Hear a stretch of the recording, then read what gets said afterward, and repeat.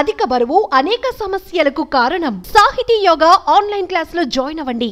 Welcome to Suman TV. Andhra Pradesh ప్రభుత్వం మరొక వరాన్ని ఆంధ్రప్రదేశ్ ప్రజల కోసం ప్రకటించడానికి రెడీ అవుతుంది.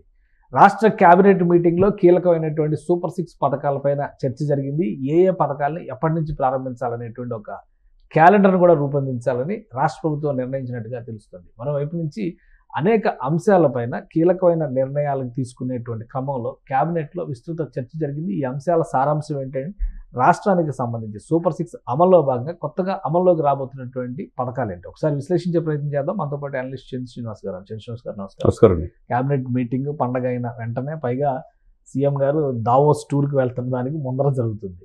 సో ఈ టూర్లో ఈ డెసిషన్లో అంటే ఈ కేబినెట్ మీటింగ్లో కొన్ని కీలకమైన నిర్ణయాలు ముఖ్యంగా సూపర్ 6 అమల్లో భాగంగా రాష్ట్ర ప్రభుత్వం తీసుకోబోతుంది అనే సమాచారం ఏంటి, క్లారిటీ ఏమైనా ఉందా దీనిపైన? డెఫినెట్గా అండి. దాదాపు 4వ 5వ మీటింగ్ ఈ 7 నెలల ఈ ప్రభుత్వం వచ్చిన కాలంలో. కాబట్టి ప్రతి క్యాబినెట్ మీటింగ్ ఒక కలెక్టివ్ రెస్పాన్సిబిలిటీతో ఏం చేసాం ఏం చేయబోతున్నాం అనేది ప్రజలకు తెలియజేస్తున్నారు. మనం గత 5 సంవత్సరాలు అది చూడలే. మీరు అన్నట్టు సూపర్ 6 అమల్లో భాగంగా ఇంకేం మిగిలి ఉన్నాయి, ఏమి ఇవ్వలేదు ప్రజలకి. ఇక ఉచితంగా మహిళలకి బస్సు అనేది రేపు ఉగాది నుంచి అంటున్నారు.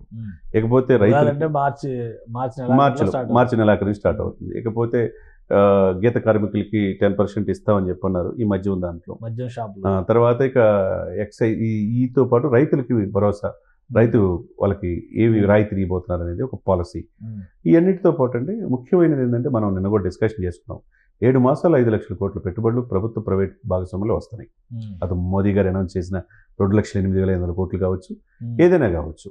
మరి వీటికి సంబంధించిన భూములు సింగిల్ విండో పథకం కేటాయింపు దానికి ఆమోదం మంత్రిమండలిలో తెలియజేయాలి.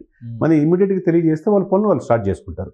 త్వరితగతిన పనులు ప్రాజెక్ట్ పూర్తయితే ఉపాధి అవకాశాలు మెరుగవుతాయి. దానివల్ల మనీ వచ్చే అవకాశం ఉంది. కాబట్టి వీటికి సింగిల్ విండో సిస్టమ్ అనేది ప్రవేశపెడుతున్నారు. గత ప్రభుత్వం 5 సంవత్సరాలు పెట్టుబడి పెట్టడానికి కూడా ముందుకు రాలా, వెళ్ళిపోయారు, రాష్ట్ర సరిహద్దులు దాటి వెళ్ళిపోయారు. కానీ ఇక్కడ అనుభవం ద్వారా చంద్రబాబు నాయుడు గారు వాళ్ళకి ఇచ్చే రాయితీలు ఇచ్చా పెట్టుబడులు పెట్టడానికి ఇతర దేశాల నుంచి వస్తున్నారు. అనేక కంపెనీలు, ఇంటర్నేషనల్ కంపెనీలు వస్తున్నాయి. తర్వాత రాష్ట్రాల సరిహద్దులు దాటి వేరే ప్లేస్లో కూడా ఇక్కడ పెడితే మనకు బాగుంటుందనే ఉద్దేశంతో ఇంకా పెట్టుబడులు పెట్టడానికి ముందుకు వస్తున్నారు. వాళ్ళకి ఏమి ఇవ్వాలి? రాయితీ ఇవ్వాలి. వాళ్ళని సతాయించకూడదు, వాళ్ళకి ఫైల్స్ క్లియరెన్స్ అయ్యేటట్టు చేయాలి. అవి ప్రధానంగా చర్చ వచ్చే అవకాశం కనపడుతుంది. ఇకపోతే దావోస్ పర్యటన ఇక ఈ రోజుతో అయిపోయిన తర్వాత దావోస్లో ఏమేమి పెట్టుబడుల కోసం వెళ్తున్నారు, ఏ కంపెనీలు కలవబోతున్నారు. ఎందుకంటే ప్రపంచ ఆర్థిక సదస్సులు జరుగుతున్నాయి కాబట్టి తెలంగాణ రాష్ట్ర ముఖ్యమంత్రి గారు కూడా ఆల్రెడీ ఆల్మోస్ట్ సింగపూర్ వెళ్ళాడు. సింగపూర్ నుంచి ఆయన వెళ్ళబోతున్నాడు.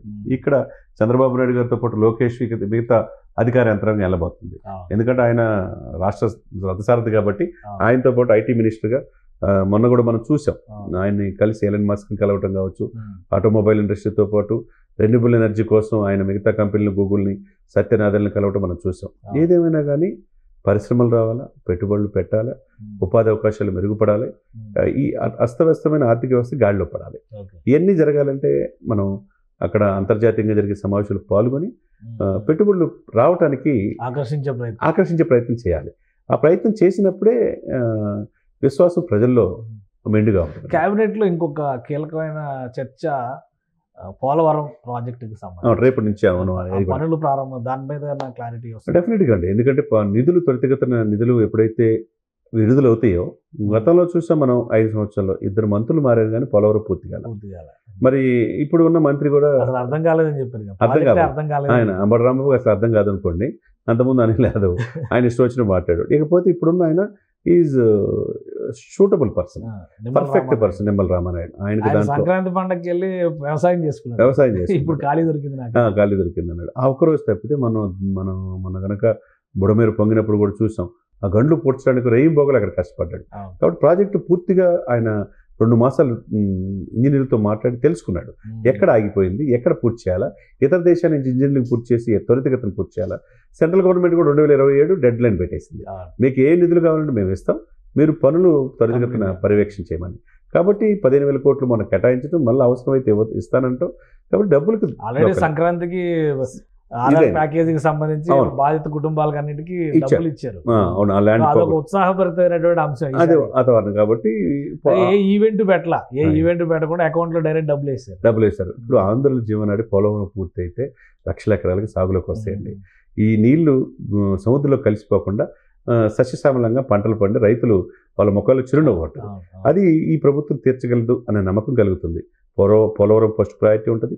ఎవరైతే పెట్టుబడులు పెట్టడానికి వచ్చిన వాళ్ళకి సింగిల్ విండో ద్వారా క్లియరెన్స్ త్వరితగతిన, తర్వాత మహిళలు ఎప్పుడెప్పుడైనా ఎదురు చూస్తున్నారు. పథకాలు, పోలవరం ప్లస్ ఇన్వెస్ట్మెంట్స్ ఇవే ప్రధానమైనవి కదండి. ఇప్పుడు పరిశ్రమలు వస్తే ఉపాధి వస్తుంది. ఉపాధి వస్తే ఇక అది. కానీ వైసీపీ నాయకులు చాలా సీరియస్ ఎలిగేషన్స్ కూడా చేస్తున్నారు. ఈ భూముల కేటాయింపులో పెద్ద కుంభకోణాలు ఉన్నాయనేటువంటి కామెంట్స్ కూడా చేశారు. ఈ మధ్య మనం చూసాము. అలానే రిలయన్స్కి ఇచ్చేటువంటి భూముల్లో కూడా అవకతవకలు జరుగుతున్నాయనేటువంటి ఆరోపణలు చేస్తున్నారు. నిజంగా దానికి అవకాశం ఉందా, లేదా ఇవి కేవలం రాజకీయ ఆరోపణలు కదా? రాజకీయ ఆరోపణలుగా మనం పరిగణించాలి. ఇప్పుడు సరస్వతి పవర్లో ఏం జరిగిందో మనకు తెలియదు కాదుగా.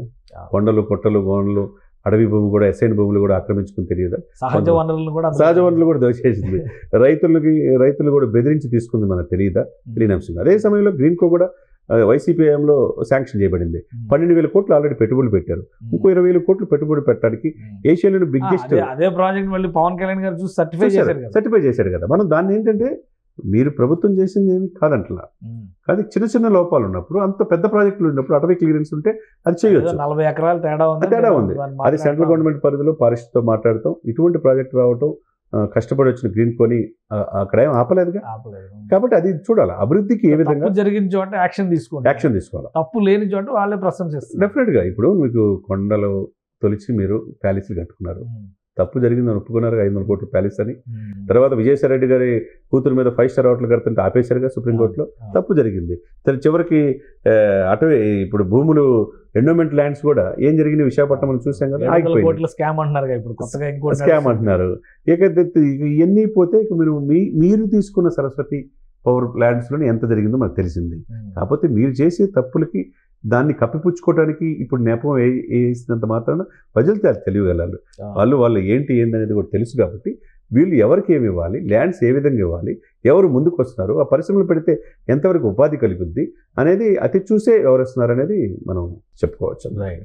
థ్యాంక్ యూ చంద్ర శ్రీనివాస్ గారు. ఇది ఏపీ కేబినెట్ కొన్ని కీలకమైనటువంటి అంశాలపైన చర్చలు జరిపింది. పథకాల ప్రారంభోత్సవాలకు సంబంధించి మహిళలకి ఉచిత బస్సు వరాన్ని ఉగాది నుంచి ప్రారంభించడానికి కావాల్సిన ప్రణాళికను సిద్ధం చేస్తున్నట్టుగా సమాచారం ఉంది. మరోవైపు పోలవరం ప్రాజెక్టు విషయంలో కూడా ఒక ఫైనల్ డెసిషన్ తీసుకుంది. రేపటి నుంచి పనులు మొదలయ్యేటువంటి అవకాశం ఉంది. ఇక విదేశీ పర్యటన ద్వారా పెట్టుబడుల సేకరణకి ఎటువంటి మార్గాలను అనుసరించాలనే అంశం పైన ఏపీ గవర్నమెంట్ పూర్తి స్థాయిలో ఫోకస్ పెట్టింది. దీని ఫలితంగానే గతంలో జరిగిన తప్పిదాలని సరిచేయడము, అలానే మంచి పనులు జరిగి ఉంటే కనుక అప్రిషియేట్ చేయడం, ఈ విధానంలో ఏపీ గవర్నమెంట్ అందరికంటే మిన్నగా పనిచేస్తుందని చంద్ర శ్రీనివాస్ గారు విశ్లేషిస్తున్నారు. ఇది స్పెషల్ డిస్కషన్. Keep watching.